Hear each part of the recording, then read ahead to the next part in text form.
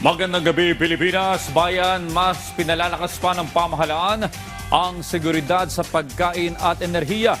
Kasabay ng pamamahagi ng agarang tulong sa mga sektor na apektado ng mataas na presyo ng langis. Sa muling pagpupulong ng Uplift Committee, inilatag ang iba't ibang hakbang para mapababa ang gasto sa pagbiyahe ng pagkain tulad ng libreng toll sa mga biyahero ng agri-products, suspensyon ng truck ban, pass-through fees at iba pa. Yan ang ulat ni Clazel Pardilla. Pinabibilis ni Pangulong Ferdinand R. Marcos Jr. sa mga ahensya ng gobyerno at lokal na pamahalaan ang pagproseso ng food lane accreditation para sa mga magsasaka at biyahero. Nais ang Pangulo na makapagbenepisyo agad ang mga magsasaka at trader sa libreng toll sa mga expressway. Sa loob ng isang buwan, wala munang babayarang toll ang mga sasakyan na may lunang pagkain at produktong agrikultura sa SCTEX, NLEX, Cavitex at CALAX. Hakbang ito ng administrasyon upang mapababa ang gastos sa pagbiyahe ng pagkain.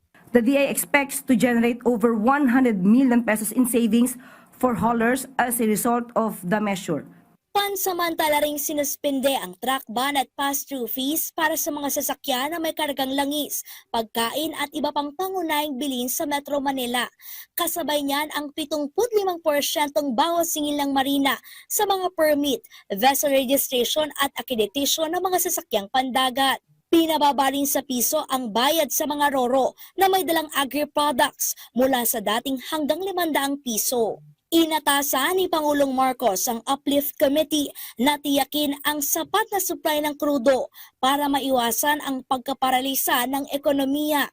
Pinagpilitan ng Pangulo sa ating Secretary of Energy, kay Secretary Sharon, na dapat na hindi maputol ang supply ng krudo o produktong petrolyo sa atin dahil ayaw po ng Pangulo ang stagnation. Siniguro naman ng Energy Department sa pagpupulong ng komite na may 50 araw na average supply ng petrolyo.